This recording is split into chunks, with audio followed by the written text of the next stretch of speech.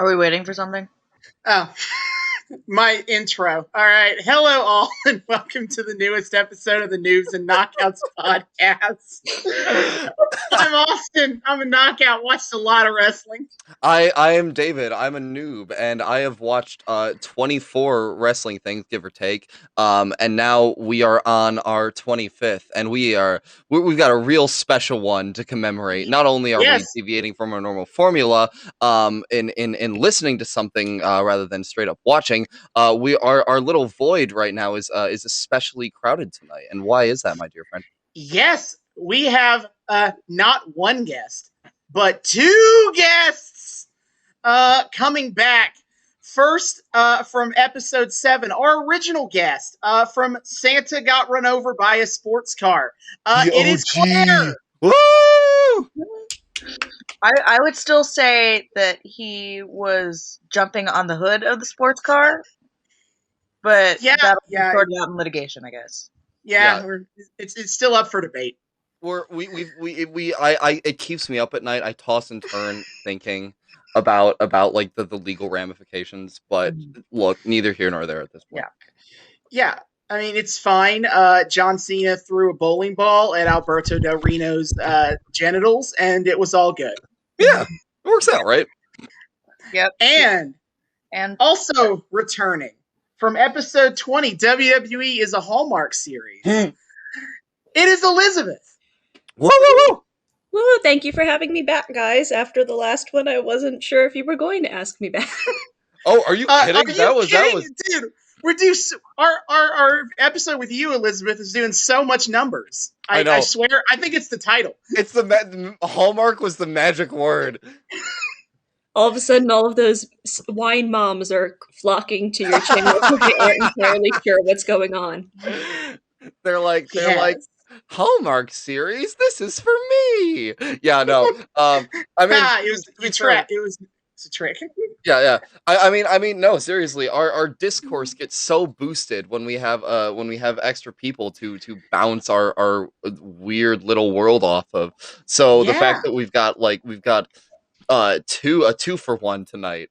This is gonna get real good. Clearly, we're just gonna do double the extra numbers, because that's obviously, how that works. duh. Along with I think tonight is this is a special occasion because David, I am the noob here because we're not talking about wrestling anymore. We're talking about music. Ah. And I am the least musically inclined person here.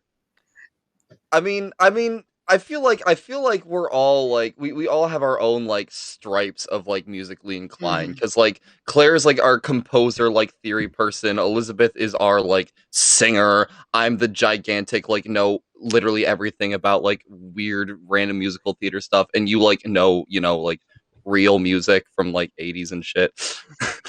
Like real genre. I have all the rock experience needed for this, I think. But yeah, music is super kind of entangled with wrestling. Always kind of has been. I can think of at least like half a dozen albums put out by WWE of wrestlers singing original music. So we could just keep this going for a while. But we're not talking about any of those. There have also been wrestlers. We've been talking about how you guys are going to do a spin-off. That's the spin-off. It's nothing but the music. No, I think I would die. I think I would go deaf after the first episode. But also some wrestlers have put out musical albums independently. John Cena has a rap album. Yup. Randy Savage has a rap album. Yup. Why?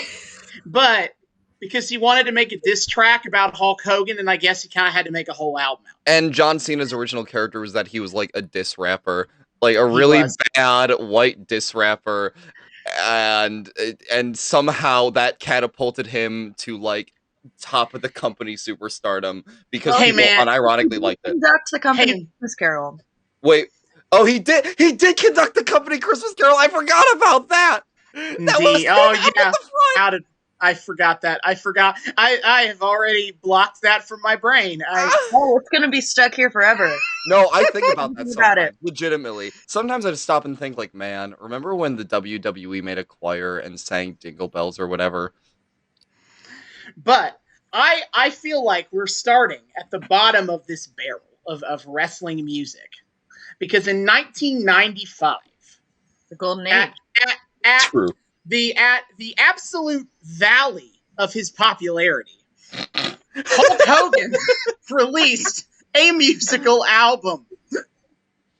I'm not even kidding about that. Hulk 1995 is a year away from Hulk Hogan turning heel and becoming a top guy again. So in 95, he's just kind of like a nostalgia act that everybody is ready to move on from. Quick question. David, when did Muppets in Space come out? Oh, that had to be like early 2000s. Because that was definitely post Jim. That is the first time I ever heard of Hulk Hogan. So. Oh my god. Why did I forget he was in that movie? He's what? Yeah. In Muppets in Space. Hulk Hogan is in Muppets in Space. Speaking and of that our was my spin-offs, introduction movies to that him, Hulk too. Hogan's in. Why was that my introduction to Hulk Hogan too? No. Because the Hulkster is a certified movie star, brother. He's a real A-lister, dude. Muppets in Space, Gremlins 2, whatever that weird Christmas movie he was in. You can't forget the Manny. The one that I always confuse with Mr. Mom. What? There's also Suburban Commando, No Holds Barred, Rocky 3, 7 Ninjas, or 2 Ninjas, or whatever. He was in a ninja movie. How many ninjas? You I said think it's like 3 or 7. I forget. Look, it was a Somewhere in video that game. Number. It's a video game adaptation movie. I don't really remember. Yeah. See, now I just want to see. Since you couldn't tell if it was 3 or 7, I was like, "Is 3 Three Musketeers?" And now I want to see Man in the Iron Mask with Hulk Hogan. Oh Jesus! Are you sure you want to see that? So we need to figure out who the other Musketeers would be. It'd be Hogan, Savage, obviously. Andre? No, you gotta. Well, I mean, so is Savage. He was the 3 ninjas. High Noon at Mega Mountain. I have. I got. How did I forget Santa with muscles? That's what I was talking about. That's the Christmas movie. Yeah, Santa with muscles. Yeah. But, look, hey, anyway, I'm just saying he wouldn't have hit the hood of a car, all right? Yeah. Listen, Muppets is like the weird Fever Dream Muppets movie that like I saw a lot as a child, but no one ever brings up ever. Mm-hmm. Yeah. Oh, I really enjoyed that movie when I was a kid, and now I look at it, I'm like, ooh. It's like the weirdest, darkest one. It's so bizarre. I mean, I'm glad we have a backstory for Gonzo, I guess. But anyway. Yeah. We can. I don't know. I think I'd rather talk about Muppets movies that I haven't seen at this point. The true spinoff is when Claire and I inevitably go into our Muppets podcast. Yes, but enough about Hulk Hogan's movie career. That's an entirely different episode. I guarantee it. Let's talk about his music career. So, a little backstory on Hulk Hogan is actually he according to him.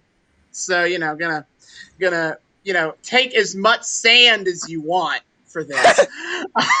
According to him, he considered becoming a musician before he got into wrestling. He in fact plays the bass, and according to him, he was offered the spot of being the bassist of Metallica, but he turned them down. X. This story is definitely slams the X a button. lie. Yeah. Incorrect. But anyway, so he has some musical ability. And I mean, we're going to have a whole album of this, so Yeah. But so what caused this album is you have to go back to 1992, where 1992 he's in the WWF. He is fulfilling a Make-A-Wish. I'm telling you, there's a point here. He's doing a Make-A-Wish about this kid in the UK, and he invites him to sit ringside at one of their shows coming up.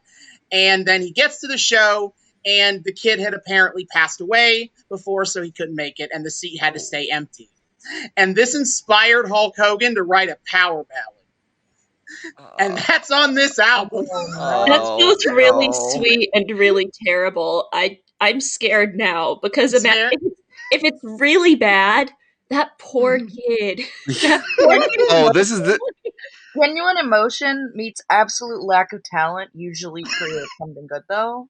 hey, The Room, right? Yeah. Yeah, exactly. And so he at some point relayed this to Jimmy Hart, and Jimmy Hart was Hulk Hogan's manager / close friend, and he is the most musically talented person on this album. He is legitimately a songwriter, and he wrote a lot of music for the WWE in the 80s. He had several of his theme songs are kind of iconic and actually good. Oh.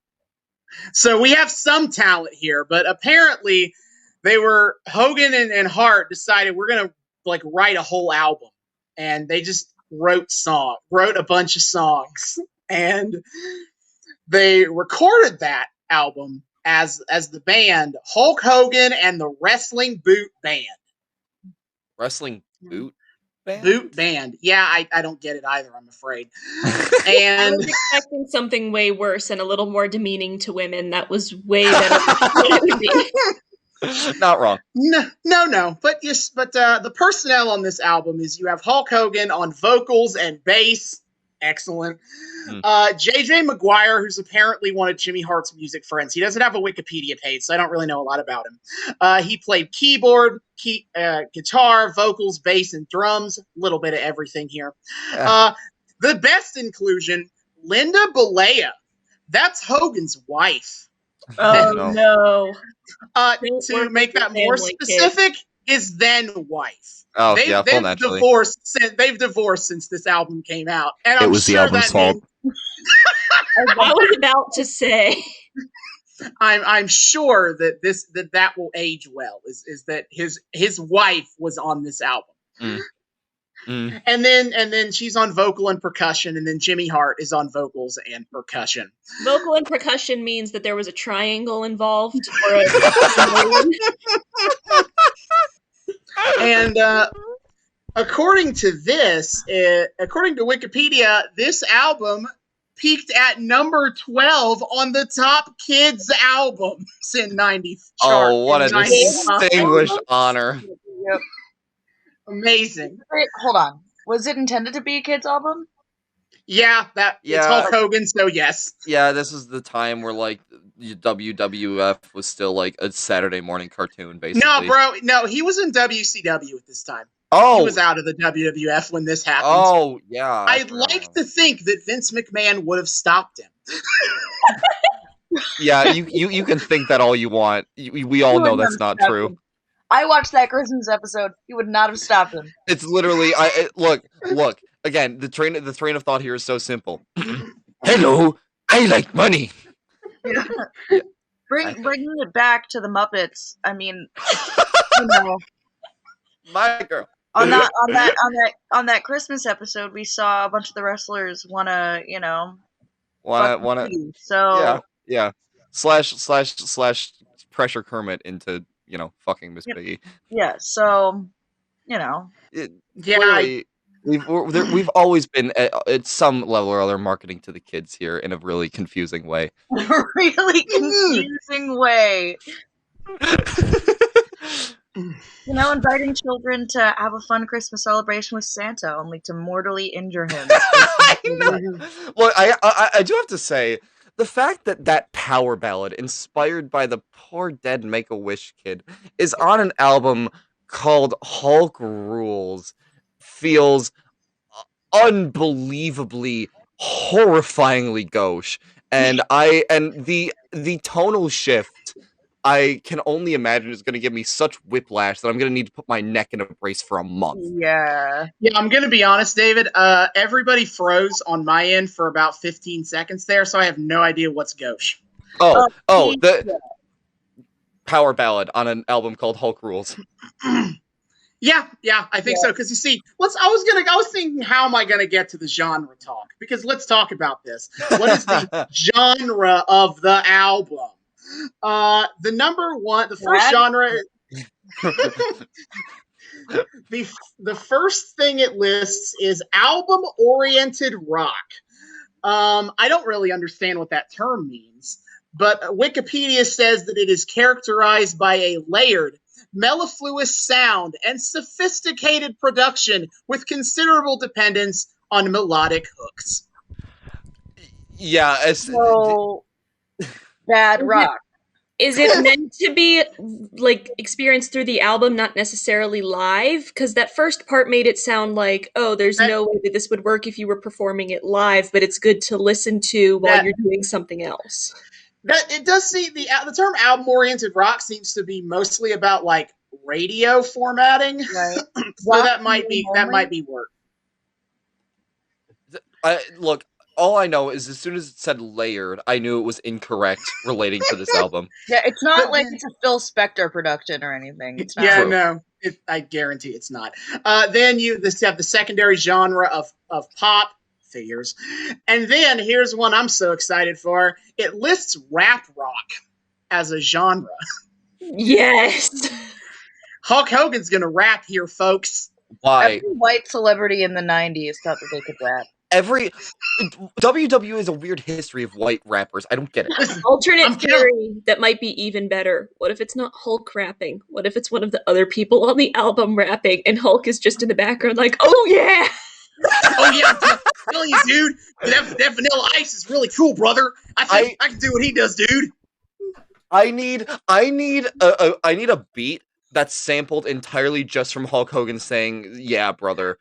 Here's my cultural studies part of me coming through. Please. I just think it's interesting. So many, especially like children's media characters and hosts, were trying to rap in the mid-90s. Because they saw that it was big, but they didn't exactly know the history or context of the musical genre.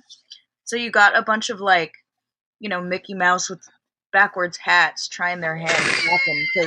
Dude, that time before gangster rap blew up was a wild time. That the kids were loving it, but they seriously, since it was a new genre, had no idea what like this cultural significance of it at all. Yeah.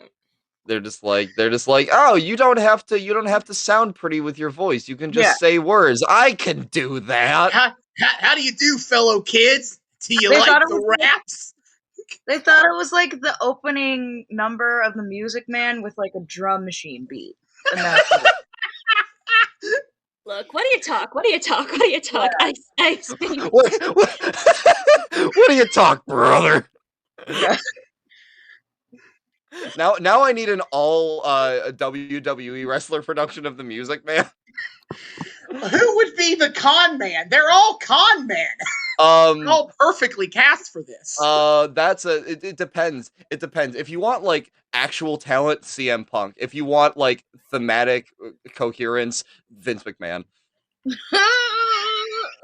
See, now I have a picture of The Rock in like a nice suit, wearing one of those stupid hats, telling the town that they got trouble. See, I think The Rock seems like the person I'd most believe would like be a reform from his con man ways at the end of the story. Yeah, that's fair. Fair. What you really got to worry about: who's going to play the pack of teenage girls? See, oh god. Yeah. Oh, everybody knows that there's Marion. You don't remember Zanita has friends. They're the ones who do the shapoopy. Yo, wait. It's inspired idea. John Cena is an oversized Tommy G list. Just saying. Anyway. Geely Cly. Yeah, he could do it. I'm just saying. Anyway. Oh god, this is genre. Talk about genre hopping. I apologize. No, this is good. This is awesome. I mean, I'm gonna throw this out there. Is it like if we're casting Vince McMahon as our Harold Hill, I would like to point out that Vince McMahon wrote a lot of women to have to like lust after him. Was a heel in the early 2000s. So like, if you need your group of women to play this part, you got it. Oh no. Yeah. Wait, okay, one more. Vicky Guerrero as Mrs. Shin. Okay, I'm done. Okay, so I'm guessing we have the title of the episode now, if WWE did the Music Man. Oh. Excuse me! I'm so sorry. Anyway. What an absolute cluster that this first half was, which is what I was hoping for with four Yes. people, and we're talking Yes. about Hulk Hogan making music. I'm so excited. I This is only gonna somehow get better think from here. that no matter what we say, it's not going to be as big of a mess as the actual album that we are about to listen to. that's True. Mm-hmm. Yeah, Like, we've gotten sidetracked. It's not going to be half as bad as what we're listening to. yeah. I guess before we go, I'm going to ask if you would like to know the track listing, just to get a sense of where we're going here. Please. All right, let's. Yeah. Well, all right. You have Hulkster's in the House. Of course. American Made, which was his WCW theme song. It's probably going to be the best song on this album by default. Hulkster's Back. The Wrestling Boot Traveling Band. Bad to the Bone. Not a cover of that. Okay. No, it's not. No. It's a different Bad to the Bone. What? It's a different one. Really bold to have a song that's not a cover that has the same name as one of the biggest classic rock songs of all time. But yeah, that's sacrilege. Let me tell you, honey, I'm bad to the bone, brother. It'd be like making a song called Across the Universe that is not the Beatles Across the Universe. I mean, this is the real one. You have I Want to Be a Hulkamaniac. Beach Patrol. What? I love a terrible beach song. I love a bad beach song. What if it's genuinely good, though? I think I found my new favorite pool jam. Oh, God. Oh, no. Hulk's the One. Remember how that Linda Hogan thing I was bringing up? Oh, no. Oh, Jesus Christ. Oh, great. I can't wait to hear his ex-wife sing a Simp song. Hulkster in Heaven. That's the. Why is Hulkster in so many of the titles of these songs? Wait, because why is Hulkster in Heaven the power ballad? No. Yeah, man. Oh, no. Yeah. Because Hulk Hogan has branding here. He is the Hulkster. All of his fans are the Hulkamaniacs. Branding. It's like he's physically incapable of not making everything about himself. No. If you thought this was going to be anything other than a giant Hogan ego stroke, then I'm afraid I have bad news. Terminology question. If he is the Hulkster and he wrote this for a Hulkamaniac, should this not be Hulkamaniac in Heaven? Oh, I was thinking that. Thank you. That's a good point. But unless he's writing about his own death and it has nothing to do with the kid. No, it's about the kid. That'd be very introspectful, and I don't think he has that ability. I don't think he's capable. All of a sudden in the middle of it, we get like this philosophical diatribe on the self. It's not even him singing. There's like a somber like piano track going in the background. Here? Do you guys remember that time Bruce Springsteen performed on the Tony Awards and Heaven was just like a monologue about where he grew up, like with his own like that, but like okay. Sun Tzu once said, brother. Here's the thing about that.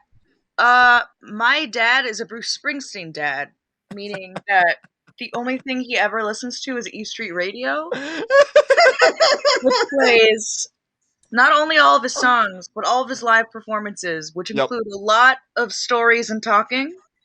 Mm-hmm. So that was just a regular thing to me. I was like, oh yeah, of course. I didn't realize necessarily how weird that was, because I'm like, oh yeah, it's one of those, when I grew up in New Jersey, smell the coffee But see, now I desperately need to hear that from the Hulkster. No, that's what you got from this. I want to hear Claire do a Bruce Springsteen style parody album. Okay, well that too, obviously. Please have that be your second release, Claire. Yes. Yes. Please, God. To finish out the track listing, because we can't end on something meaningful. Never. We have to end on an upbeat.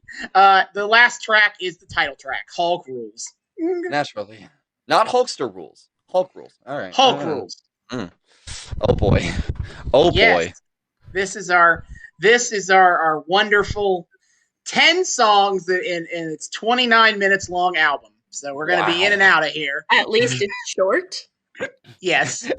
Oh God. In and out, guys. 29-minute album. Anyway, see you guys in the back half, I guess. Pray for us.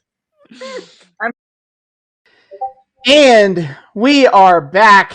I have a lot to say. We have just finished Hulk Hogan's amazing magnum opus of an album, Hulk Rules. I'm willing to open up to the floor, but I would like to point out that again, calling back to our second episode, continuity. What we got it. Long-term storytelling here. David, you swore that we were going to listen to this album and you were going to be able to come up with a really deep philosophical meaning to it all. Oh, Jesus. So I feel like I didn't. So, feel free to philosophize. Okay. So we all spent the last half hour coming to understand the true meaning of Hulk Hogan's soul. And when he says Hulk rules, what he is truly saying is that Hulk is the king of all. You see, no. You see, not only Hulk.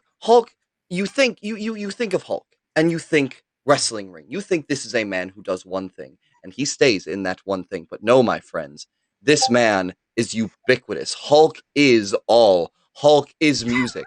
Hulk is the beach patrol. Hulk is in heaven. Hulk. He's not in heaven yet. Hulk is on a motorcycle. And then he'll wrestle a small, ill child in heaven. Hulk truly embodies the soul of this universe.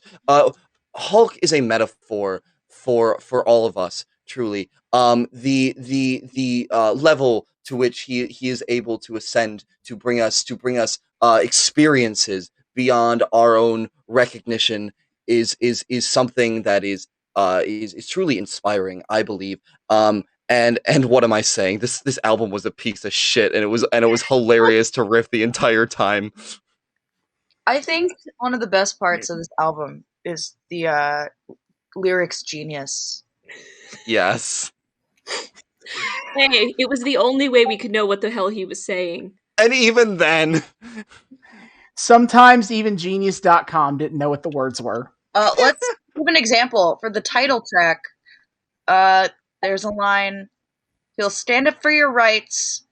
You know you'll question mark.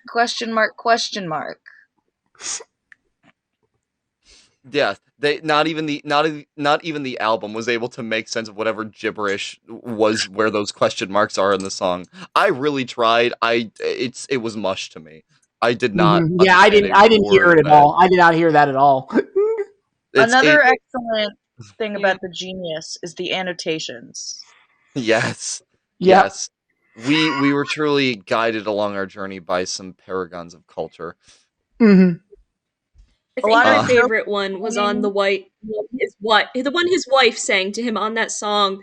The fourth line of the song is "Please be bad to me," and the annotation says, "Careful what you wish for, lady." And I feel like that really sums up the general feeling of the rest of this. Is just that. Be careful what you Very wish poor choice for. of words. No. Oh my god, that simp song from his wife was the most confusing thing I've ever heard, because the entire time it reads like one gigantic backhanded compliment. It's like every single line is like, "You please be bad to me." Hulk had me hooked from the very first look, had me down on my knees. I heard the alarm. I should have called the police. I'm too blind to see. Good. You turn the lights out on me. Well, so this whole song, the Hulk is the one, screams like a secret help me sign. There's red flags everywhere. Big red flags. I want to know, like, what was running through her mind, like, as she sang this song. Like this entire thing is her going, guys, I'm trapped in an abusive, loveless marriage. Please, somebody get me out of here. I'm banging you. Please, God. Here's what I have to say about this whole album. I don't believe that there was one real instrument played in this entire venture. It all sounded like hold music. See, It all sounded like the backing track for a I would video think that, game. except that it said his wife did percussion though. So I feel like there had to be at least one No. like shaker egg that had sand in it. No, that was all drum machine. That was all drum machine. There's no way. Maybe she pressed the button on the drum machine. Yeah. Oh, Pretty button makes sound go that burr. seems They more also, likely. it also is credited that Jimmy Hart did effects, so I guess Jimmy Hart did the whole album then. Yeah, Hulk on bass is. I was really when you mentioned Hulk on bass, I thought to myself, I have no doubt Hulk's singing voice is terrible. I wonder if he's at all competent on the bass. I don't believe for a second he played a single note of the goddamn bass guitar on this entire because album. there were no real instruments. It sounded like they put it together in GarageBand. I know it was, and Mario even then, it sounded cheap for GarageBand. It sounded lower tier than GarageBand. It did.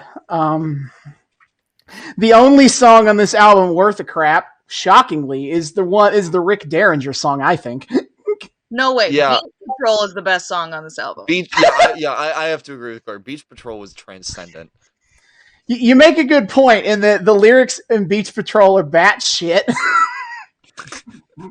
I feel like it's love someone it. who got drunk and watched Baywatch and then tried to explain an episode of Baywatch, but they don't know who any of the characters are, and they blacked out for a chunk, so they aren't entirely sure what's going on. So they missed the ending, and they're like, "Oh, I guess we better call 911." I love this 80s and 90s moral celebrity culture thing where they're always going, don't do drugs, swim with a buddy, wear your seatbelt. But like celebrities in the 80s and 90s are like notorious for living the most hedonistic, dangerous lifestyles known to man, just like freebasing cocaine off of like strippers. Yeah, while driving. Like it's insane to me. And wrestlers were absolutely nuts about this. Even more so. Hulk Hogan is a coke fiend, regardless of anything he'll say about it, and a steroid abuser. What the fuck are you on about, man? Well, maybe when he says eat your vitamins, he's referring to steroids. So when he says don't do drugs, he means save the cocaine for me. This is the Hulk Hogan version of the Disney subliminal messaging. Yeah. Take off your clothes. And I think I love it is it not only is he just like he doesn't just be like don't do drugs, he suggests what you should do when like a drug dealer tries to push you to do drugs, and his answer is to say Hogan's catchphrase. What you gonna do? Don't ever threaten a drug dealer like that. Unless you're ready to be stabbed. Hey, if any of the Hulkamaniacs get killed in an unfortunate drug dealing accident, all that needs to happen in heaven.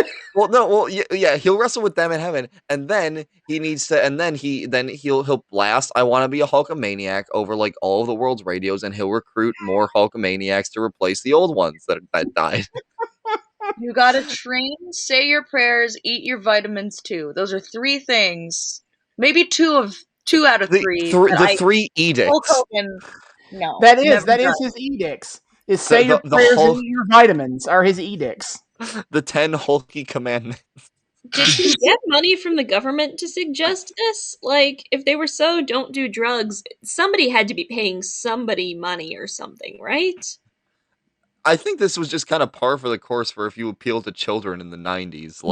I think Hogan could have easily been convinced to do that himself, to do that kind of messaging by himself without like being paid with a buddy, work real hard and always study. If you want to be real cool, don't be stupid and play the fool. I guess unless you want to make a lot of money in the pro wrestler. Yeah. Get your education each and every day. These are all the things that the maniacs say. Thus saith the Lord. Get your education, kids, or you might end up like me, Hulk Hogan, a very famous and rich wrestler. Yes. Hey, we've seen on oh crap, I can't remember his name. We've seen what happens when wrestlers ascend to a higher plane of intellect and engage in for example, complicated math. Scott Steiner. We're not ready for that. That's a later episode. Just remember, they say all men are created equal. They are. But I mean, no. if you were to look at Scott Steiner and you would look at Samoa Joe, you'd see that's not true. Anyway, back. Sorry, that's one of my favorite videos of all time.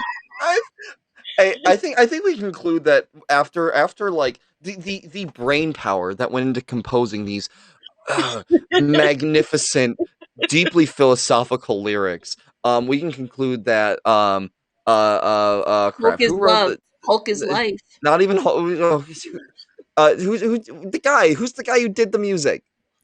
Jimmy Hart. Oh, Jimmy Hart is also a something. genetic freak who is not normal. The Because genius, man, David, the genius behind the Honky Tonk Man's theme was on display here. this. Oh no. No, He why did. does all, He why do wrote all Honky roads Tonk lead back Man's to music. Honky Tonk Man? David, he wrote a bad Elvis impersonator song.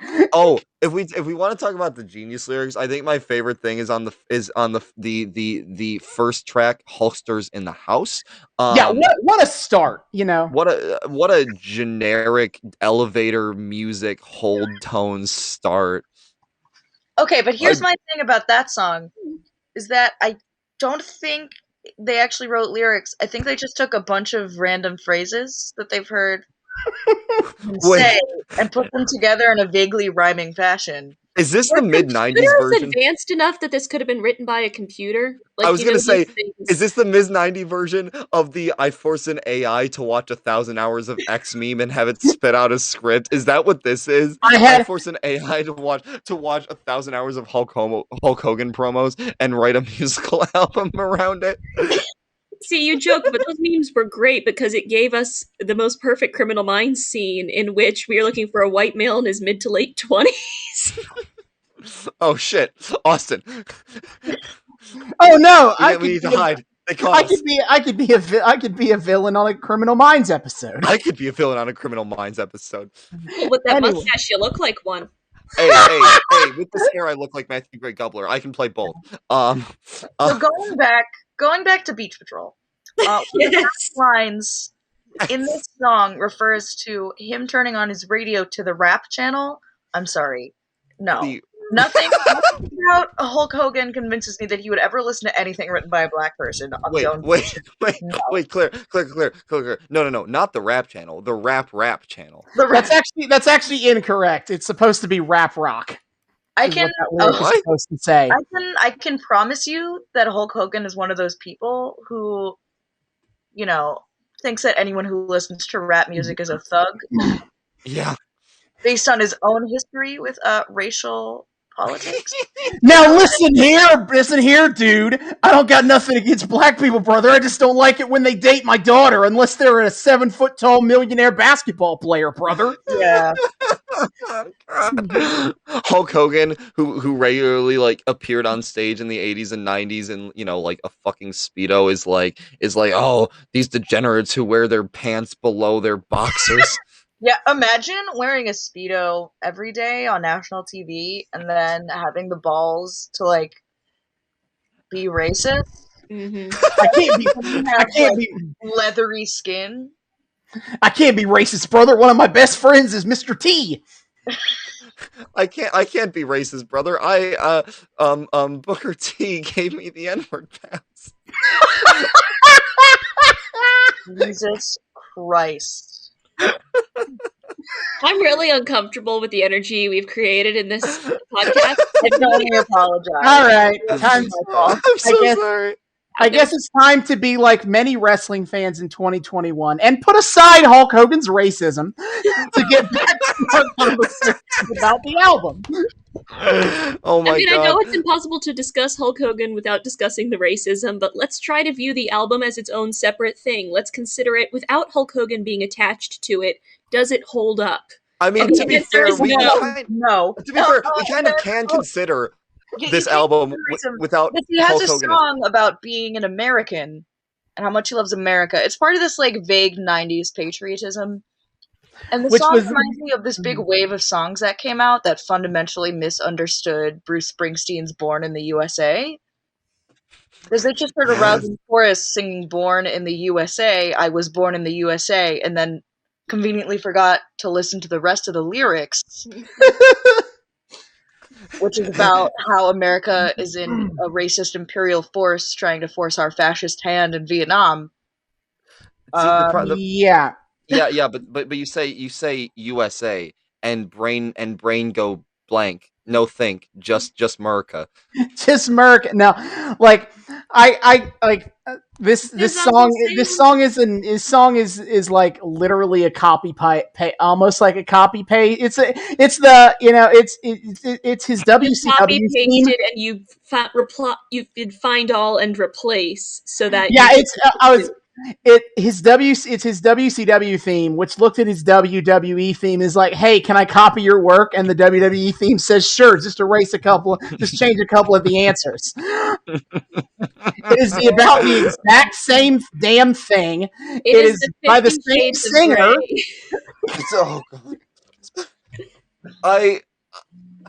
I gotta say, I don't know if the wrestling boot traveling band song are resident Buffett pastiche for some reason.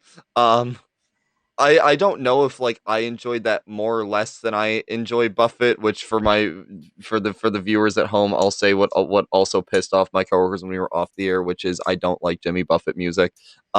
That this one No, it was I the refuse the because you like to overthink everything and you can't enjoy something just because it's fun.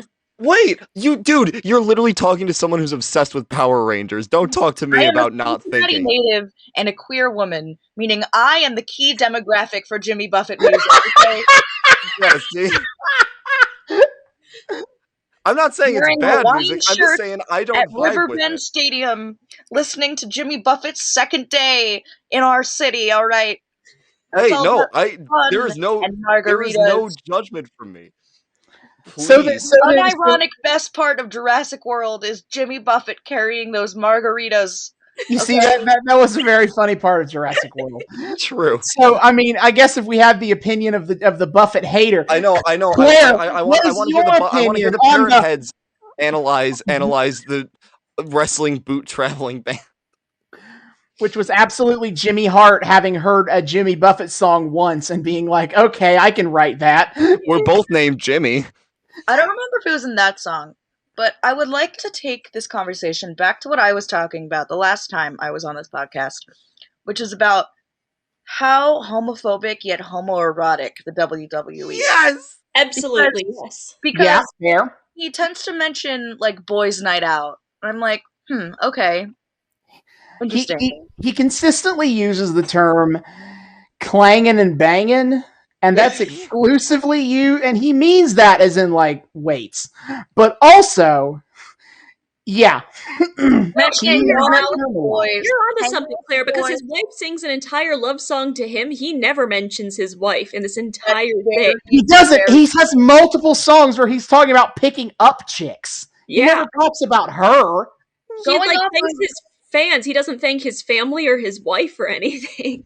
Going off of Hulk Hogan's opinions about black people, I'm going to assume that he also doesn't like gay people, which is kind of funny to me considering he's made his whole career wearing a Speedo while being jacked up and tan, which Yeah. And getting close and sweaty with guys wearing the exact same thing. Yes. Strictly for the literally, if you enjoyment like of went in a Vincent K. cage at McMahon. like a gay club, he would make probably as much money a night. Oh my god. Imagine that strip routine. I mean, I don't want to, David. Now I have. Now you've put this As in my I have To be mind. fair, we watch it all the time with him tearing his shirt. It's just translated to also the Speedo. But then you put a pole there, and now it's just now I'm like, nope, I'm out. You know, now that I've done pole dancing, I would love to see that. as I have said before, the WWE is extremely camp and extremely gay, and I think what would take it over the edge for me and a lot of other people who just kind of find it boring and macho is if they embraced it and turned it up even higher. Yeah. I don't disagree. Lean Give into me- it. Give me a Pride Parade version of Hulk. There's so God. much missed potential in WWE. Like there's so many demographics they won't reach just because they don't realize that what they already have it there. They just need to emphasize it. I mean, that's a pretty fair assessment. Mhm. They as displayed here, the demographic. Look, while Claire as a queer woman from Cincinnati is the true demographic for Buffett, even that I'm sure these morons were intending it to be. We're all envisioning the same two like white dudes listening to these every track on this album. They're all very keyed in. Imagine if we got God, I don't even know. Hey, David, how does it feel being part of like the billionth wrestling podcast with this exact demographic? Oh Jesus! I've never really brought it up before, but I would like to ask. That is, that is that our demographic? What's your demographic? We fit the demographic. We What is your demo? we fit the demographic. The two white dudes who watch the same Two shit all white the dudes time. who watch wrestling. We fit this demographic. We fit the expected demographic here. Yeah. Is this why you needed to bring women in for your 25th? Yeah. See, this is why I like Drag Race, because it knows exactly what it is and it leans in super hard about it. Mm-hmm. We need It's like if WWE knew exactly what it was doing. we need a Drag Race crossover in WWE. Can you imagine? That would be amazing. So, I have been trying to. I want RuPaul on commentary. Got okay. There is a YouTube series of two drag queens reviewing wrestling, right? That makes sense. No. Yeah, You're just finding out about this. I'll find it. But yeah. Okay, Oh. but all this to say, God, imagine if we got like Hulk rules, but it had like genres that were meant for other than like the Austins and Davids of the world. That would be exceptional. I would love that. See, I agree with you, but I also would like to push back on a point you just made. You just said that this album is for the Austins and the Davids of the world, and I disagree. Okay, because this album is not for anybody. Okay, they tried to make it for the Austins and Davids of the world and failed miserably. Okay, hold on. Speaking of homoeroticism, did we figure out what he means by pythons? Because he brings that word up a couple times. He's talking about his biceps. But one of the songs says him like calling upon his or what? God, what is it? It was like this penultimate song or something. Pythons. Yeah, or was that it? It was in It was in the title song, the title number.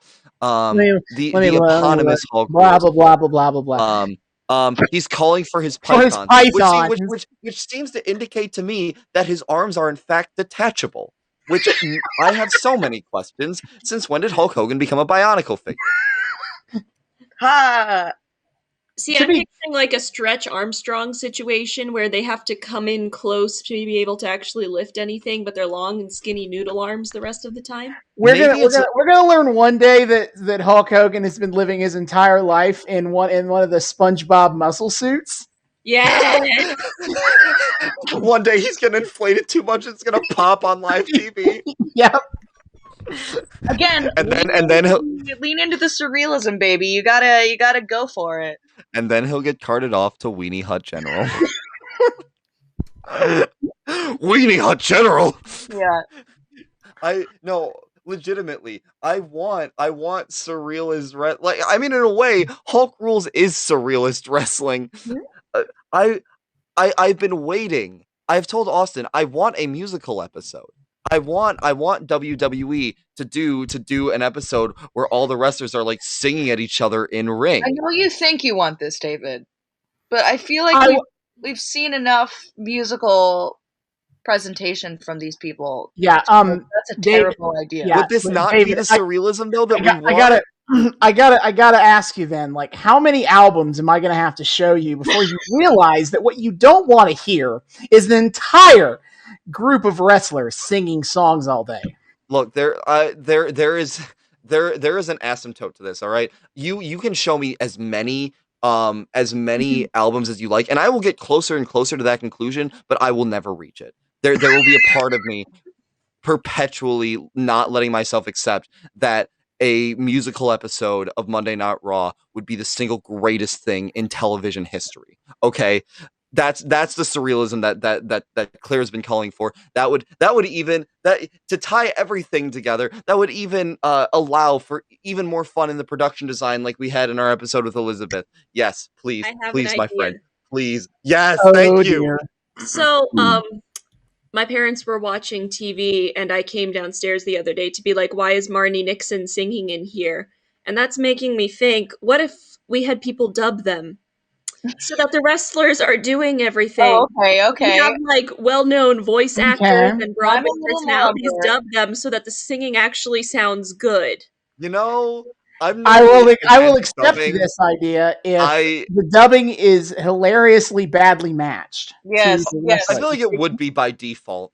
Yes, I don't think that any of those wrestlers can lip sync in the slightest. However, it would be spectacular to hear, like, Brian Darcy James's voice coming out of some guy. I want Christian. Oh, he's retired. If CM Punk were still fighting, I'd want Christian Borle to be to voice CM Punk. I just want Nathan Lane to be John Cena. I Yes. want no. I want Nathan Lane to be Kane. I am the devil's favorite demon.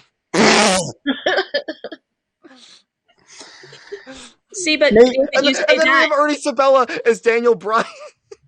See, but David, we cannot forget that Andrew Reynolds must be at least one of these men. Oh God! I feel like we could. I feel like we could legitimately get Andrew Reynolds in the ring. He would do Just it, yes. straight up. Just straight up. Still better than playing James in the Pokemon music. Hey, all right. Hey, now I have nothing to say about that because I keep putting off watching the Pokemon movie. You can watch the musical Hell and basically just get the highlights. Yeah, I don't want the musical hell version. I want the full experience. I mean, I'm never going to watch Basmati Blues, and now I don't have to. Okay, can we take a second to talk about the off-brand Bad to the Bone? That's all about being on a motorcycle, and that's Yeah. it. That Yeah. reminded me of a Pokey rap. That was It was honestly, I don't know. It was honestly the most forgettable song on this album. I was to gonna me. say it's so lame, but what cracks me up about it is two things. One, the fact that it has been recycled into two different WCW theme songs. First, Brian Pillman's WCW Blondes Have More Fun theme, and then Chris Jericho's California Sun, the latter of which for some reason cuts off the beginning of the song. And we have a lyric about head down the highway, let that Harley rip and roar, which, like, first of all, woof. Hammer No. down the throttle, which, to Claire's point, man, that sounds like an innuendo. Turn up the volume because we like rock and roll. The girls all know that we're out of control. I made this observation when we were listening. That's why From the a girls stayed home. 52-year-old and a 42-year-old, definitely getting all of that like womanly interest in them by blasting rock and roll from their Harley Davidsons in 1995. And That's not how you know somebody's metal. And not just- any man over 30 refers to women as girls in songs. Yeah. Like, no. it's At your age, they're okay. women. and I guess and you know, and we have to pretend that Hulk Hogan in particular is the sex symbol of this album. Hulk Hogan, who is balding with a mullet only on the back of his head, leathery skin, a obnoxious mustache, Right? and let's be honest, not that attractive in the face anyway. Yeah, not a lie, not remotely a lie. You could And try yet to argue people- that beauty is on the inside. However, Except it's Hulk Hogan. It's not. It's not there And yet either. people watched his sex tape, you know, the mysteries of the world. I don't really want to talk about the sex tape. that's for the 50th mean- episode. Oh no. God. Can we not? I'm not reviewing his sex tape. I'm just We're going to not go we're ahead and not put that talking down. about I refuse. There are like I would have to get like we would have to get some amazing sponsorship deal from like and like be able to pair up with Legal Eagle to talk about that on stream. All right. I'm not touching that with a 39.5-foot pole otherwise. 39.5-foot pole, the supposed length of Hulk Hogan's penis. Fun fact. Hulk Hogan, in his court testimony, tried to argue that he, Terry Bollea, and he, Hulk Hogan, are different people. And he used penis size as an example of how they're different. He claimed that he's got about a 7-incher as Terry Bollea, and Hulk Hogan's a solid 10. What? How could he prove that? I beg your pardon. From a legal perspective, how do you prove that to be true? From a legal perspective, why would you even try and bother? You guys can't see it. You guys can't see this, but Elizabeth is currently quietly contemplating like length in the corner. Also, with the steroids, you think that it would be smaller as the Hulkster. I'm trying to think of a physiological explanation for any of this, and I just can't. You expect me to believe? I guess if you only get erect as Terry, yeah, then I don't. Forget I said anything about that. No, there are shots. So what if I am absolutely not. No, we're not going there. That's a level of method acting that I don't think even Hulk Hogan not is looking dedicated into to. this. Okay, moving on. So the Simp song was weird, right?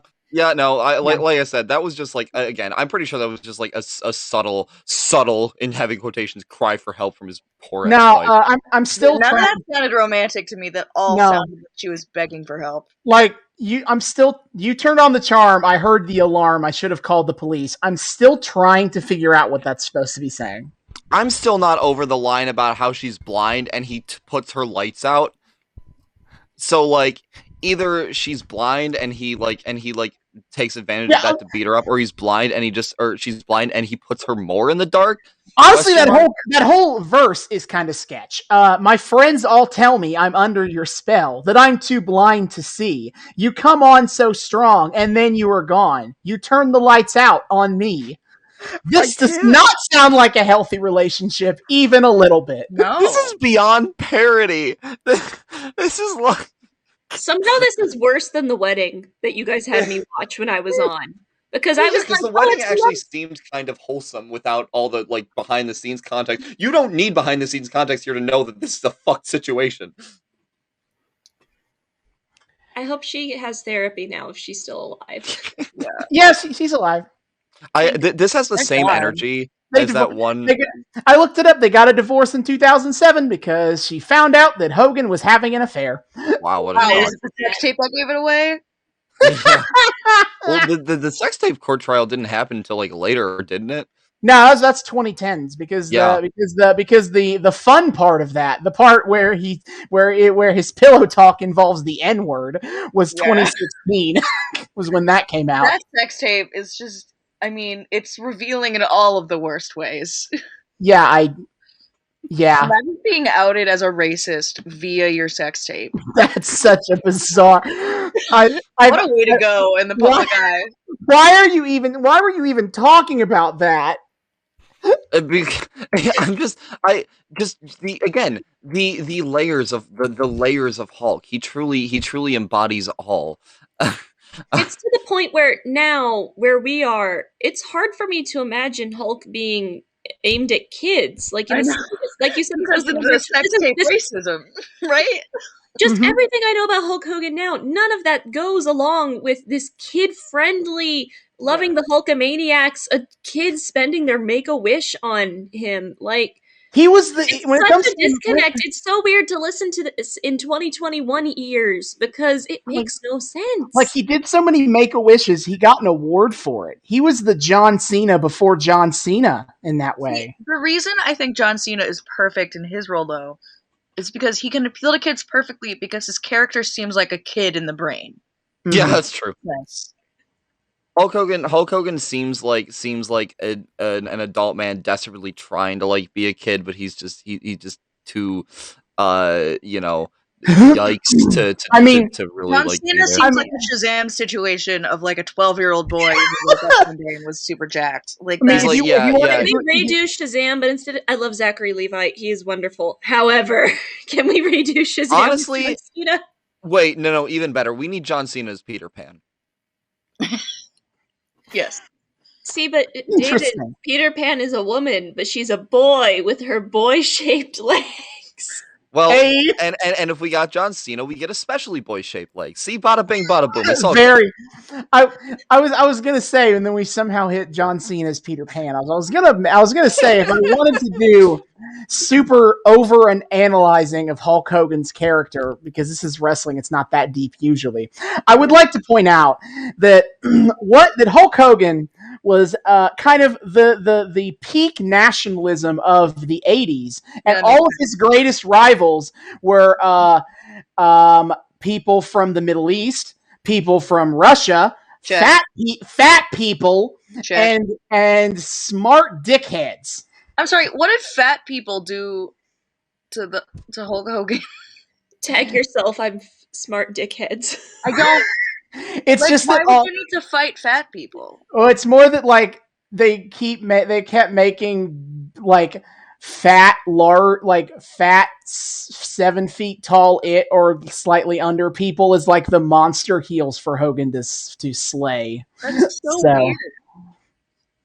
Especially considering, I don't know, just like demographic wise, the population of America. It's not supposed to be a dig. Like I don't care, but like it seems weird that you would, you know. Well, to a man of such pure athleticism and American spirit, the only thing that he could fight that would be potentially scary would be somebody who's bigger. Yeah. I mean, what could be more American than ugly mustaches and leathery skin? The master race indeed. Yep. and we're I don't know. I'm not adding on to that anyway. Wait. If Hulk Hogan is the leader of the master race, does that make the Hulkamaniacs his version of the Hitler Youth? Oh my god. David, you've cracked. David! What have you done to this podcast? That's what this is. It's a secret fascist programming album. You just figured that out? We've uncovered this. What did you think that an American-made song was? Look, overwhelming toxic masculinity didn't clue you in. Look, it took me a second but like the utter incoherency of the lyrics, like giving me the exact vibes as whatever like dumbass programming code they used for Bucky in the Captain America movies, like it's the exact same. It's the exact same. Any song that reminds me in any way of "And I'm Proud to Be an American" is automatically going to be classified as racist in my brain. I don't. It doesn't matter what they actually think. If any song like that, things were gonna work for all my life. I don't know if you guys had to sing that song on a regular basis in elementary school. We did not. One year. It was my dance song for dance class. You gotta love that post 9/11 intense patriotism. You're not wrong. You can't forget the angry American though, with the Statue of Liberty, the American way. Yeah. I really think that the best time to have released this album was clearly after 9/11. Oh, it was ahead of its time. But unironically, would have done so well.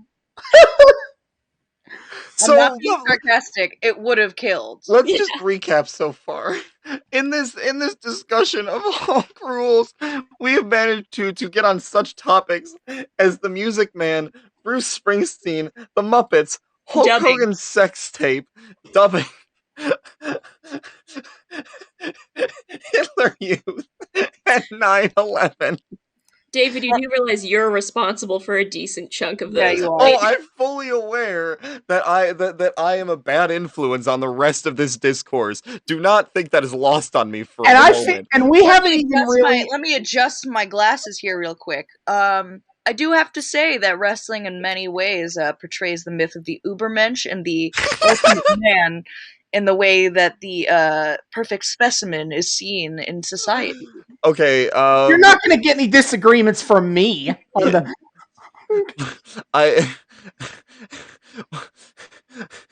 All Claire needs to do is throw in talk of lobsters and becomes a Jordan Peterson segment. How dare you? I'm Jewish. You know, to take this to somewhere lighter, can I compare this yet again to Hallmark. I would absolutely love to hear Go for it. how this ties in. Before we get to, I feel like I feel like we have one more song we've not really talked about. Oh But yeah, we've been please, saving the best for last. It's please not good explain. and sweet. I'm trying to do Christmas at Graceland. Who was the girl in that? Because after Christmas at Graceland debuted, they gave the lead actress, whose name is, I'm looking it up, Kelly Pickler. They gave Kelly Pickler an album and a singing career, to the point where Hallmark Christmas channel that they have on Sirius XM during the holidays is a lot of Kelly Pickler, which is really hard if you do not like the sound of Kelly Pickler's voice. I'm guessing you don't. But essentially they made this, hey, we're gonna do Christmas at Graceland, and it's going to be great. We've cast Wes Brown. He's sung in some of our other movies, and he was an unsub on Criminal Minds one time, and I love that episode. And then we have Kelly Pickler, and she sang in the movie too. So how great would it be if she did more movies with us? And she sang and did stuff and put it out, and we can sell it in our stores, and we can put it on Christian radio, and it's going to be great. Oh God, Mhm. the thing is, with the amount of time Hulk Hogan mentions like religious imagery in this album, I am really grateful we never got like a Christian rock album from Hulk Hogan or something like that. I want to We not hear will it. that into existence. Stop talking right now. We are not willing that into existence. I don't know why you're all that concerned about it, because here's the thing. That would require Hulk Hogan to sing about something that isn't himself. Himself? And Yeah. I don't believe if he tried to sing about God, he would literally melt on the spot. Hey, not if he, not if. I would sooner believe that he would start a church with himself as God I was gonna than say, sing a Christian album. I was gonna say, like, I could see him like making the whole album like Hulk is God, Every and then single going song- for it. Every song on this album is about himself and how amazing he is. Yeah, Everyone. even the song that is apparently not, which is the Wrestling Boot Traveling Band, as I brought up when we were listening to it. Okay, but There's a lyric. even the song about the dead child is about how he's going to heaven and how awesome he is. Which And we'll how get to that in a second, but I have to finish my friends. point about the Wrestling Boot Traveling Band. Yeah, It please. has a lyric about the girls loving the band so much, and they mentioned that they think the bass player is cute. Mhm. Even the song Yeah. that doesn't have Hulk Hogan's name in it at all is still about him being the coolest and the most sexually desirable. But anyway, let's talk about Hulk Hogan singing. Let's do have a lighter topic than 9/11 or whatever. Hulk Hogan singing about a dead child children. and still kind of making it about himself. Kind of. No, it's definitely about himself. It's basically, even the most charitable reading I can give of this song is, I let you down because I didn't perform for you. Yeah. It's like, it almost seems to imply that this kid would still be alive if he'd gotten to see Hulk wrestle. Pretty much. Yeah. Oh, so it's like that Babe Ruth documentary Yeah. where the kid got Oh, where Babe Ruth called his shot and it cured a kid's cancer. Got it. Oh God. Baseball Oh, no. movies are a whole basket of weird superstition. Remember the Dennis Every Quaid baseball one, movie like, has some rookie? weird magical element. Wait, Elizabeth, remember what? There was a Dennis Quaid one. I think it was called Rookie or something like that. And Dennis Quaid worked on a farm, and then he became a pro baseball player. That Field of Dreams? Field of Dreams No, is it's a Kevin Kevin Costner. Costner building. Oh, I mix up those middle-aged white guys who were big in the 80s. There is one good baseball movie, and it is A League of Their Own. That's true. That's true. None. Because there's no I- crying in baseball, but there is Madonna having a woman read smut to learn how to read.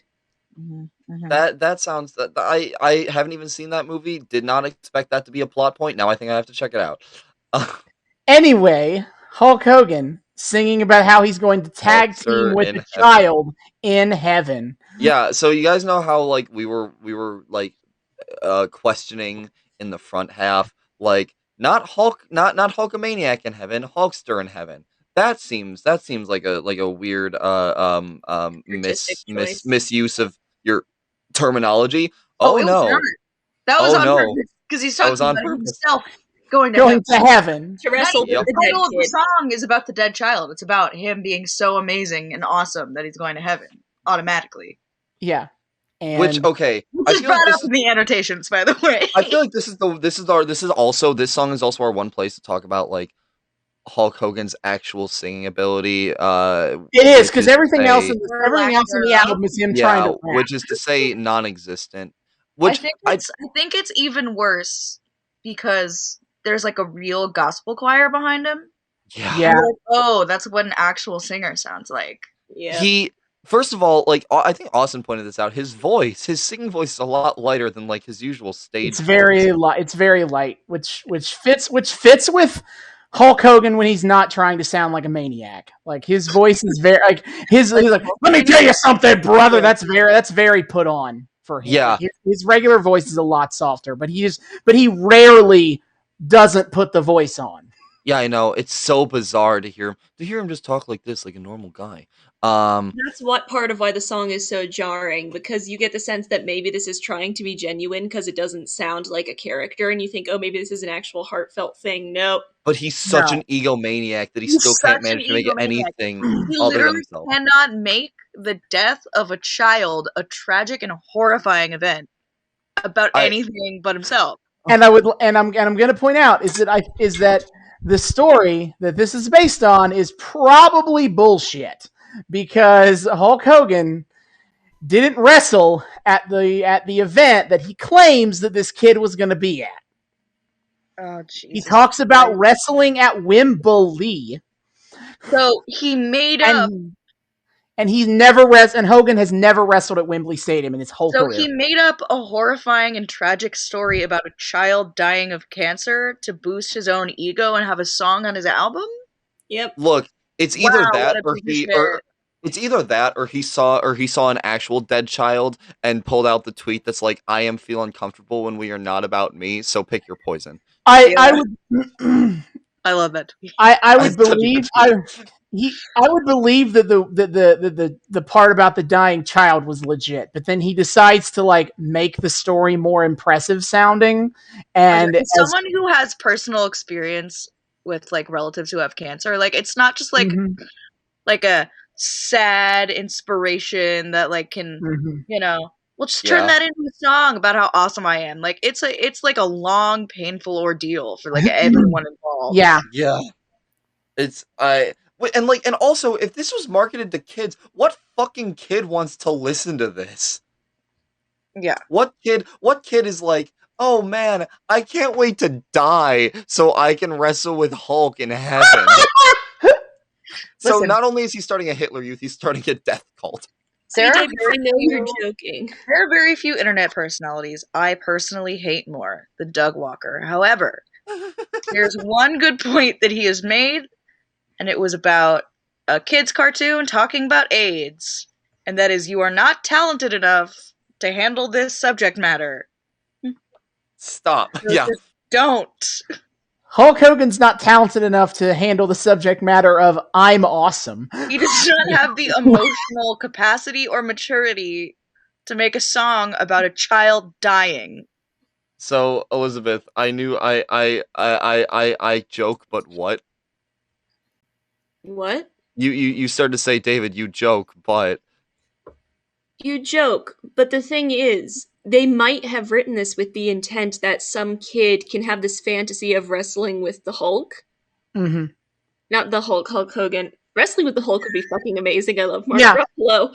Anyways, that is why his name is Hulk Hogan, by the way. Is they tried to Marvel. use the Hulk, and then Marvel was like, "Whoa, there, pal." They should have. hold your horses. No, but think about if you're a kid and you want to wrestle with Hulk Hogan, and you realize that the only way that's ever going to happen is when you are dead. You think about being this poor kid who's like trying to figure out like, this is what I want to do, how can I make it happen? And you find out that death is the only option. I mean, So yeah, starting a death cult. There it is. Starting a death cult. Oh boy. Also, imagine being like, if you imagine heaven in the basic Christian way that Hulk probably is imagining it, and he's doing a tag team, would it be grown ass, bulky, hunky adult Hulk Hogan versus sickly child.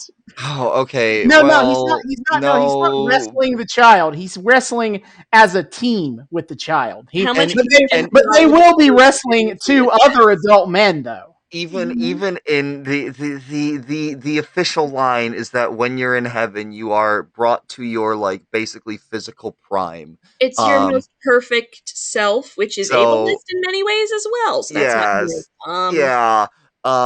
So by traditional Christian logic, I'm sure the boy would be like aged up like the fucking one like kid Power Ranger that like gets 10 feet tall anymore.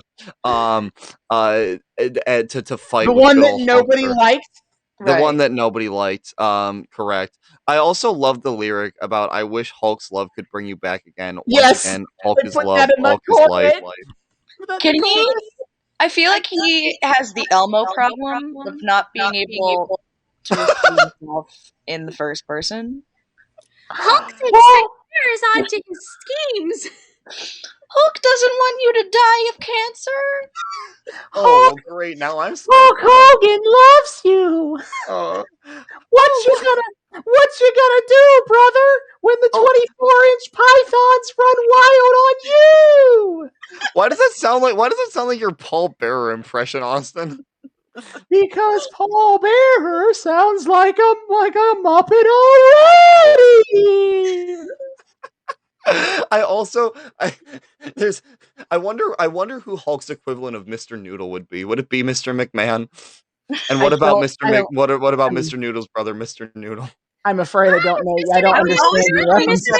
Noodle situation. I was like, which Mr. Noodle is Mr. Noodle? I never. I know he's actually not the OG and the brother, but I consider oh, why can't I remember his name? Derek something, the bald one. I consider him the Tony real one. nominee, yes. Yes. Yeah. Oh, it's gonna Well, to bother be me. honest, I saw Mr. Noodle's brother, Mr. Noodle, more than I saw Mr. Noodle. Yeah, growing same up. here. And now we're Anyway. talking about Sesame Street. And now we're talking about Sesame Street. Well, I think we have Elmo's kind of world. run. It's Elmo's world. We It's have, not Sesame. True. we have run. Dimension. I think we've run the full gambit on this album. Like what angle could we possibly take from here? I don't know. We could do the feminist criticism. How much time do we have? Oh God, we have. There's also all we the haven't time really. in the world for We've Squad kind W. of dipped our toes into auteur theory. We could look at that a bit more. Oh my God. We could also go for some classic Marxist critique about all the materialism on display in this fucking disaster train of a musical album. I'm gonna be honest. I wasn't sure how we would go about. I was gonna say is that we haven't talked a lot about the music because the music was trash. The music is all awful. sounds like they put beep boops through a machine.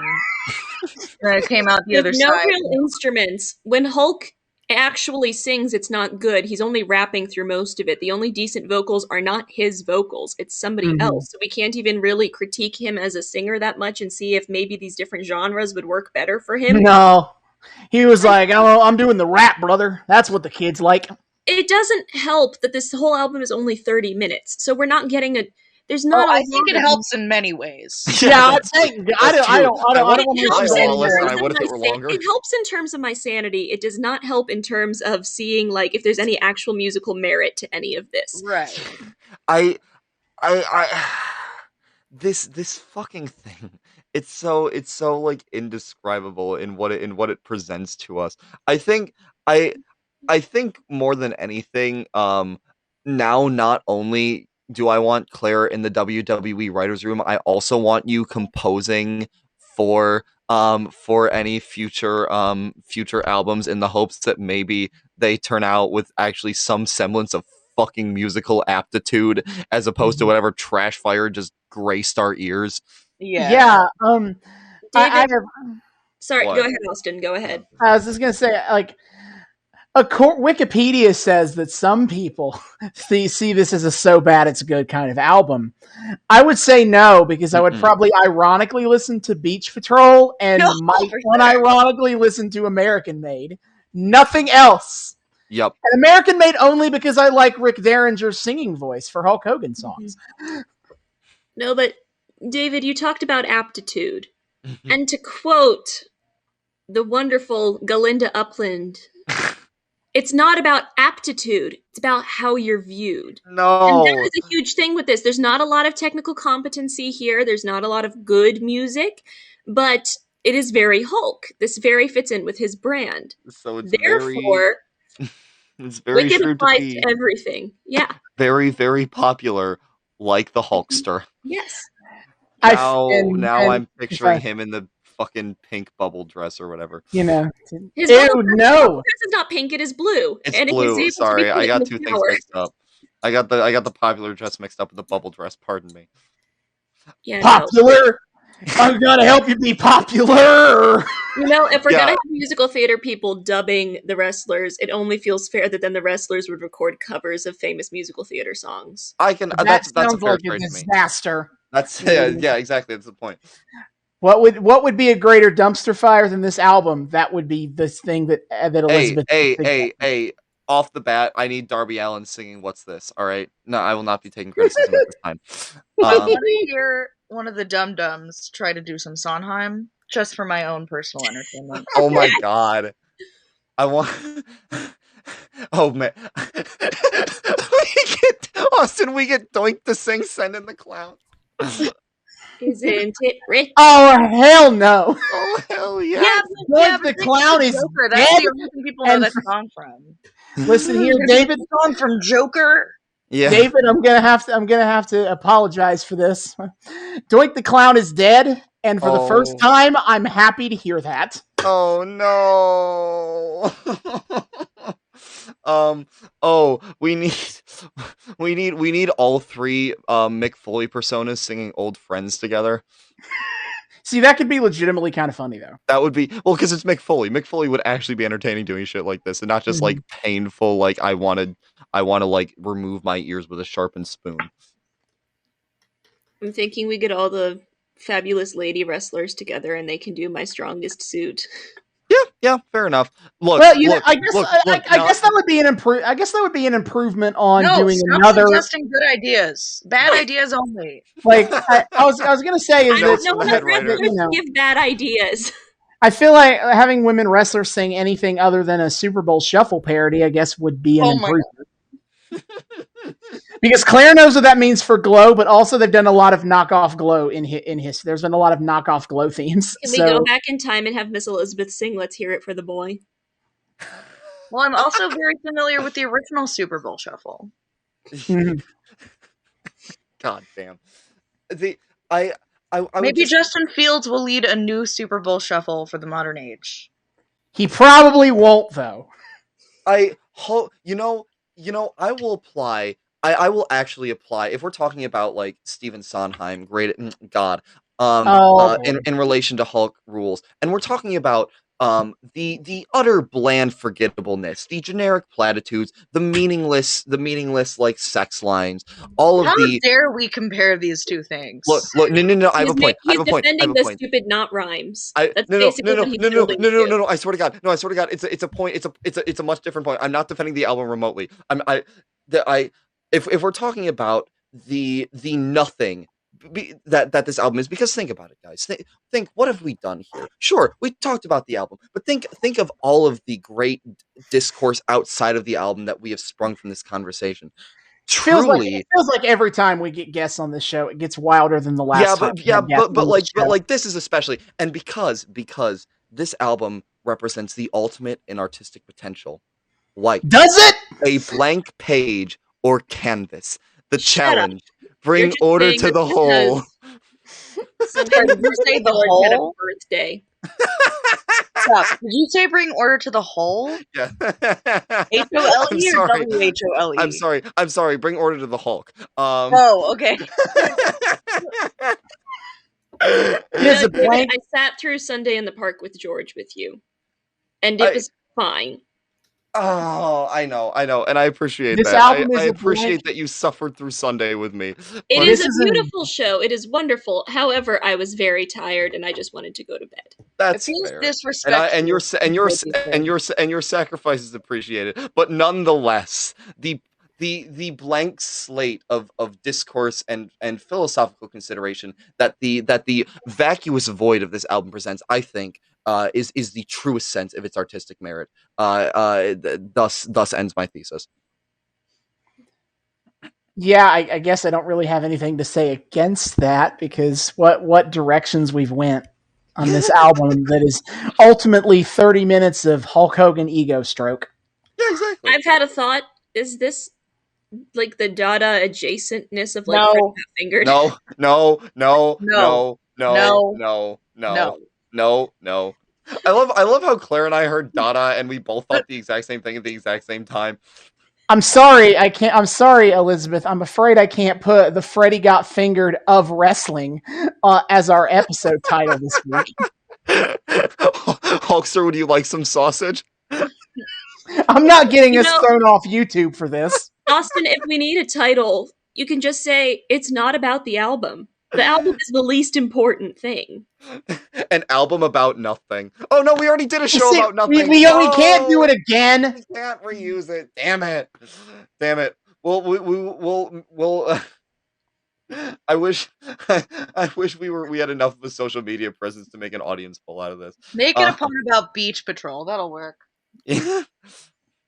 You know, Yeah. if we Whoop, had there it we is. would have Whoop, really there it long is. titles. You know that thing where it's like in Rent they sing 525,600 minutes and then they say 525,000 moments so dear, so that means 600 minutes of that is not so dear. Yeah. 30 minutes Yeah. of that was listening to Hulk Hogan.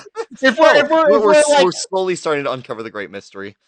yes, Everything is connected to musical theater. It's just a matter of time. Yeah, seriously. Musical theater, Hallmark, death, and taxes. There we go. Oh, and gayness. Sorry. Yeah. Wrapping it all up. I think Well, we the have. gayness is part of the musical theater, and the theater is part of the anus. So That's true. That helps. That helps certainly. But yeah, yeah. I What a time. this was baffling in a way that I didn't even anticipate. It was baffling in its boringness. It didn't even have the balls to be bombastically awful. It was just there. If you held me at gunpoint and asked me to sing any of these songs to you Oh, right no now, way. I couldn't. No way. I think of Hulkster in Heaven, and my mind immediately tries to turn it into like a Christmas Shoes parody.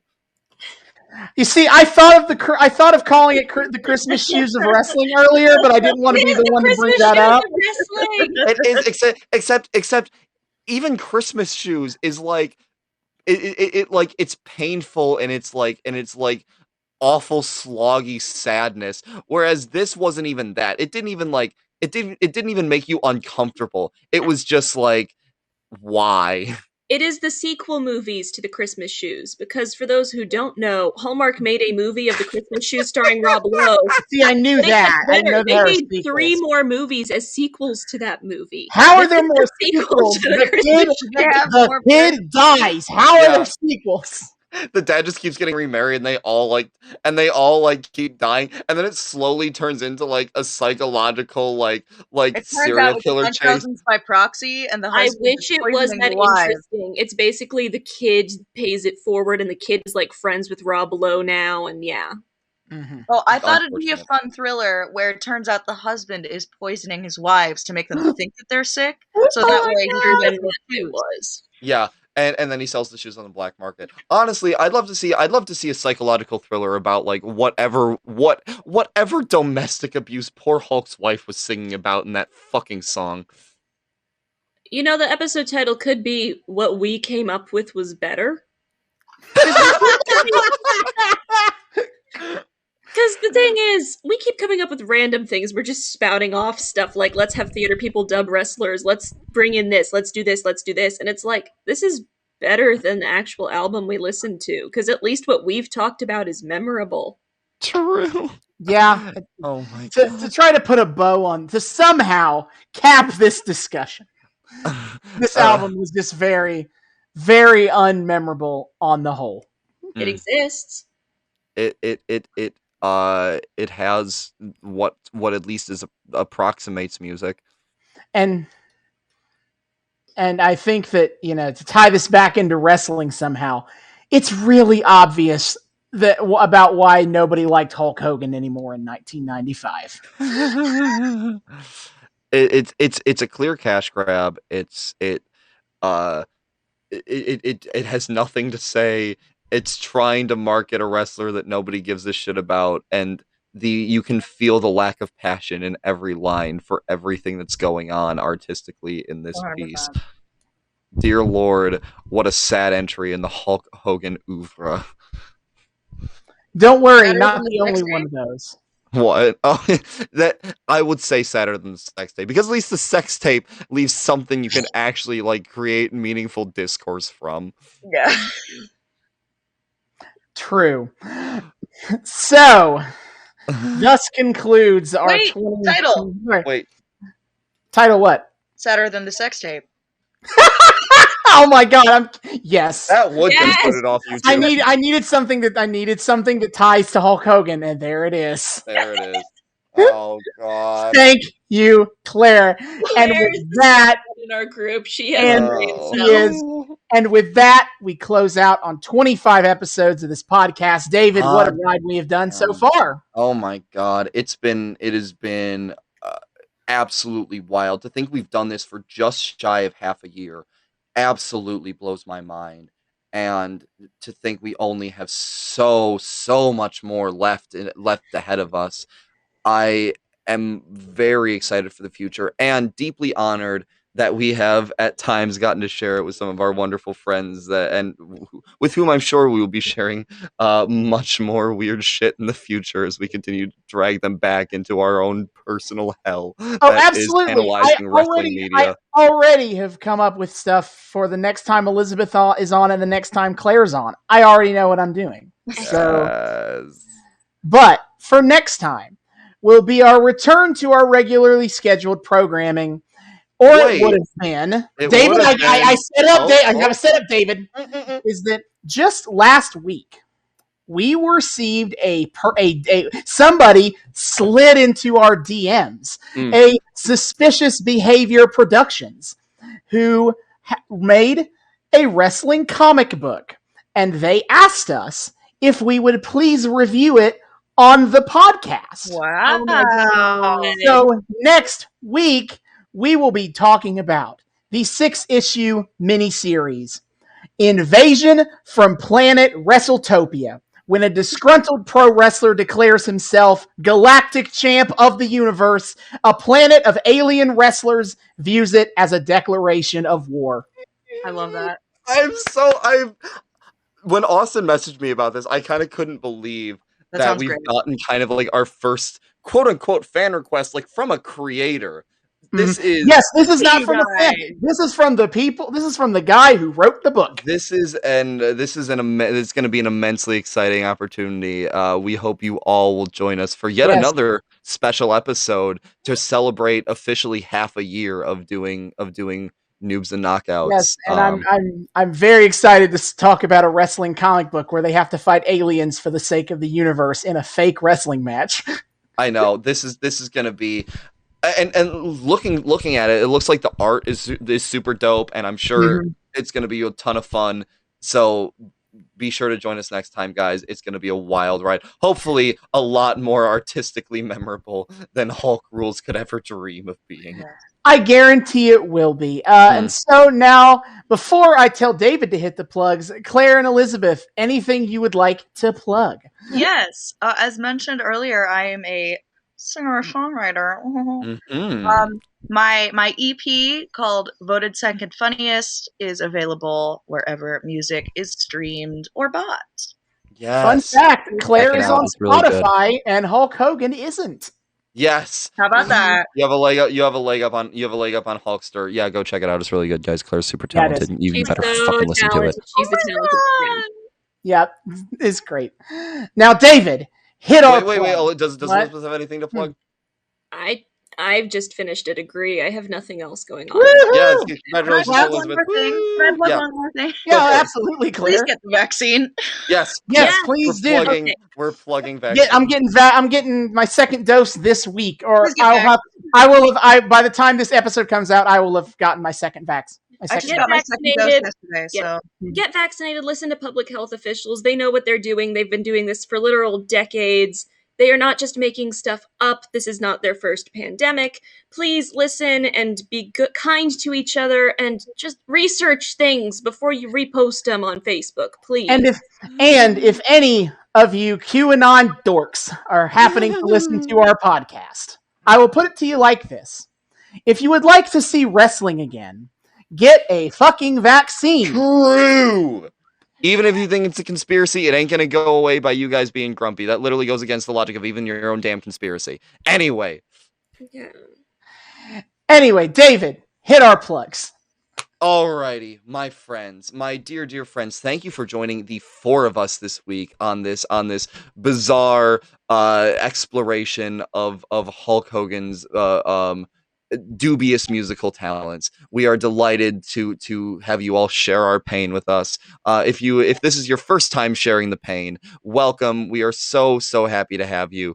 If you would like to continue to join us week after week and are not sure how to do so, I can help you out there. First of all, you can find us on YouTube, the Noobs and Knockouts podcast. Hit subscribe, ring that bell. We love to have people following us officially, and of course, all those likes and comments and all that sweet engagement. Oh, we love it.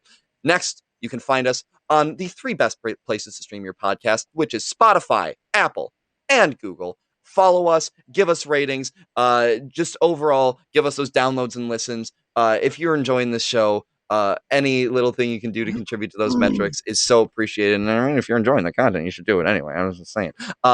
If you'd like to find us on social media, you can find us at our Twitter at Noobs and Knox Pod. That's Noobs, the letter N, Knox Pod. We tweet all the time, just random memes. We tweet whenever episodes drop. We engage with the broader fandom community. And Austin has taken to live tweeting wrestling. Austin, what's the schedule coming up this week? Yes. Once again, I am choosing to create a monetary value to every single bit of wrestling I actually watch, because that's a great idea. Content TM.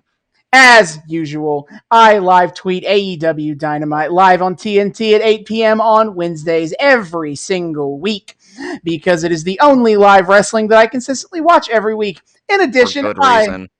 I live tweet all WWE, AEW, and Impact pay-per-views. And coming up this month already on May 16th, WrestleMania Backlash. Currently, there are 2 matches as of the time of this taping. Bobby Lashley, Drew McIntyre, and Braun Strowman for the WWE Championship, and Bianca Belair versus Bayley for the SmackDown Women's Championship. And on May 30th, AEW Double or Nothing. Ooh, good stuff. Good stuff. Be sure to follow along for that. You can also email us at our Gmail, noobsandknockoutspod@gmail.com. That's the word and this time, noobsandknockoutspod@gmail.com. Tell us what you think of the show. Just say hi to us. Tell us how sexy and wonderful our voices are. Certainly more sexy and wonderful than anything Hulk Hogan could ever produce with his vocal cords. And you know, if you have any requests for the show, any feedback, anything, we just love hearing from people. And finally, subscribe to us on our Patreon if you so choose. $1 a month gets you early access to episodes and a shout out at the end of each episode. See you guys next time. Hasta luego.